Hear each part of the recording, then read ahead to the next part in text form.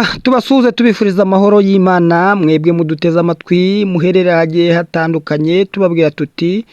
muraho abandi mwiriwe mwaramutse bijyanye naho muri mu mpande enye z'isi yacu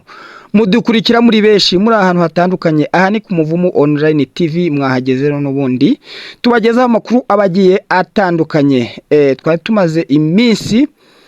duhuze mu gato ariko suko twabibagiwe cyangwa ngo twibagirwe kugenda tubagezaho ibiganiro bigiye bitandukanye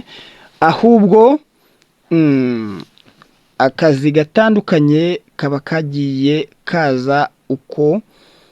bigiye bitandukanye n'ubundi niyo mpamvu rero tugarutse ku mirongo imbere ku rugamba tugira ngo tukomeze kuganira namwe tubagezaho amakuru agezweho muri no minsi hariya ku butaka bwa Repubulika ya Demokarasi ya Kongo aho intambara n'ubundi ikomeje guca gati ndetse bikomeje kuzamba no gukomera cyane na makuru akomeye cyane rero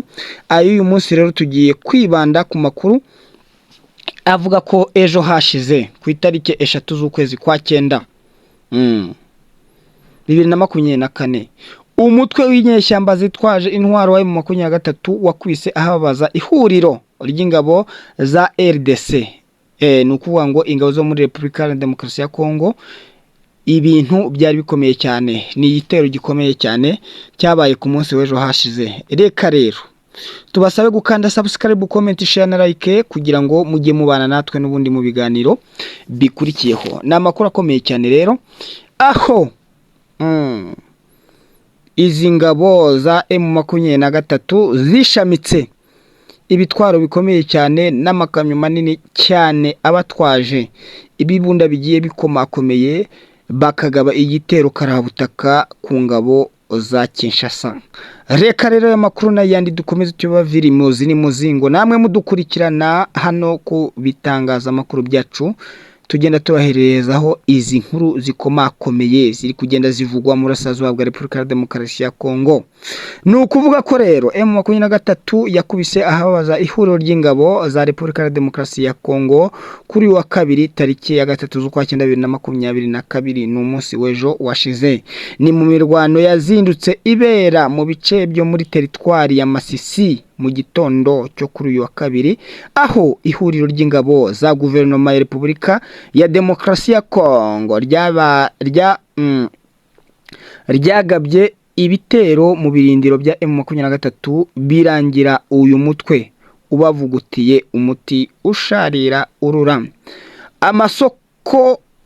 amasoko yacu atandukanye dukesha aya makuru avuga ko mu birindiro bya M23 biri ahitwa Bibwe Macumbi nibyo byagabwe homo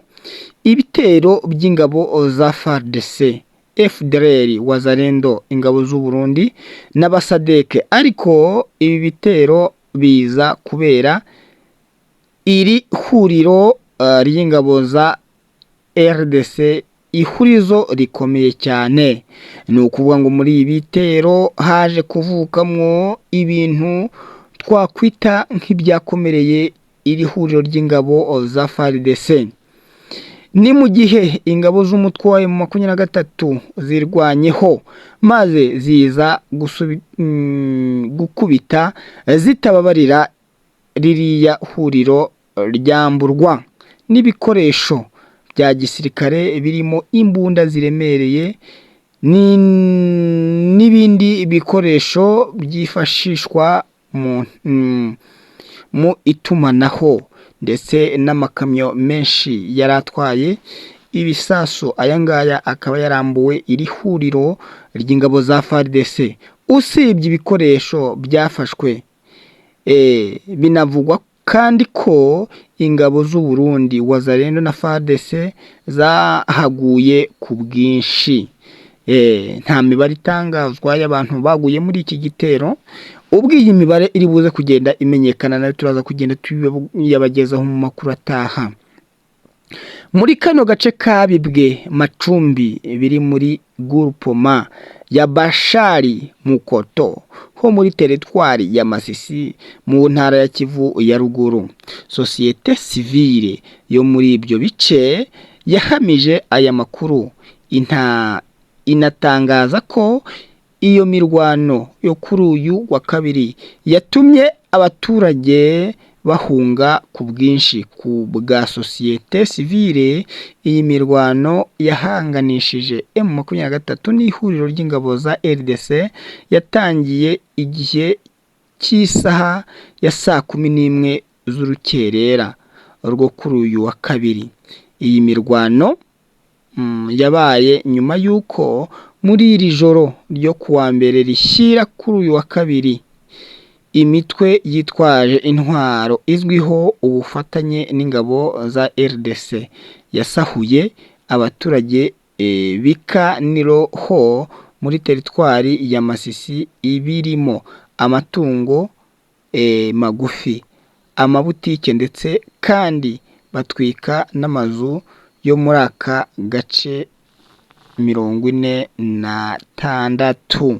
Sosiyete sivile ikaba ishinja abarwanyi bayobowe na Generali Mutayomba kuba inyuma y'ubwo bugezi bwa nabi, igaragaza ko habaye ukutumvikana hagati y'abarwanyi ba Generali Mutayomba na Generali Autoproclame Kigeli, ari nabyo byatumye aka gace Kingi Kigeli asanzwe agenzura gasahurwa. Hagati aho ubushyamirane bukomeje gufata indi ntera hagati ya M23 n'igisirikare cya Repubulika ya Demokarasi ya Kongo, utaretse ko M23 ikomeje kwibikaho ibice byinshi, ari nako ikomeza kujya imbere yirukana abarwana ku ruhande rwa leta. Ni amakuru akomeye cyane kandi akomeje gukomera rero ari kuvugwa hariya muri Burasirazuba bwa Repubulika ya Demokarasi ya Kongo, aho M23 nyine muri iki gitero yari yagabweho n'ingabo za FARDC cyari gikomeye cyane. Igitero cyafashe amasaha manini, igitero cyahahamuye abaturage bagahunga ku bwishi, bakava hariya muri teritwari ya Masisi bakajya mu tundi duce tutarimo intambara. Ibi rero byakomeje kuba byakomera cyane, aho imirwano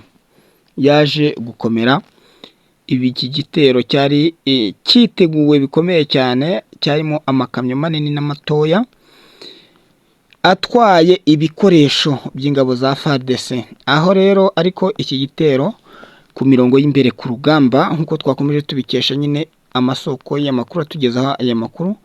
cyaje gusubizwa inyuma n'ingabo za M23 zikirukana bikabije cyane iki gitero. Ni amakuru rero akomeje kuba akomeye cyane hariya mu Burasirazuba bwa Repubulika ya Demokarasi ya Kongo, akomeje kugenda acicikana bikomeye cyane. Rero ahangaha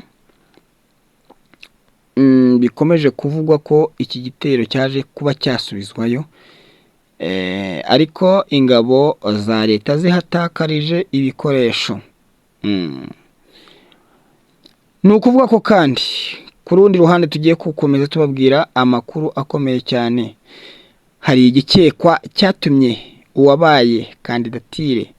ku mwanya wa perezida muri Repubulika ya Demokarasi ya Kongo atabwa mu nzu y'imbohe. Aya ni amakuru akomeje kuba yacicikana hano ku mbuga nkoranyambaga. Hari ibindi kandi, menya ibya operasiyo iteganywa gukorwa yo guhashya FDLR muri Repubulika ya Demokarasi ya Kongo. Aya ni amakuru akomeje kuba yagenda avugwa ahatandukanye. Inshuti zacu z'akadahemuka rero, mukomeza kubana n'ikinyamakuru cyacu umunsi kundi. Reka tubabwire yuko amakuru y'aka kanya tuyasoreje ahangaha, ari naho tuyasubikiye, tubabwira ko amakuru yacu ari akagaruka. Mukomeze kubana natwe kuri mikoro zacu, tudahwema kwerekeza hariya ku butaka bwa Repubulika ya Demokarasi ya Kongo, ari nako tubagezaho amakuru akomeye cyane. Andi makuru rero, indi sango y'isaha turaza kuyabagezaho mu buryo bugiye bukurikira. aya makuru rero n'ayandi twabagejeje akomeye cyane tuyasoreje ahangaha muri kano kanya, tubasaba gukanda subscribe, comment, share na like kugira ngo mujye mubana n'igitangazamakuru cyanyu kandi cyacu kibagezaho amakuru akomeye cyane umunsi ku wundi. Reka rero tubifurize ishya n'ihirwe mu byo mukora byose, tubabwira ko amakuru yacu arakagaruka hano ku Muvumo Online TV. Cacaho mukomeze kubana natwe.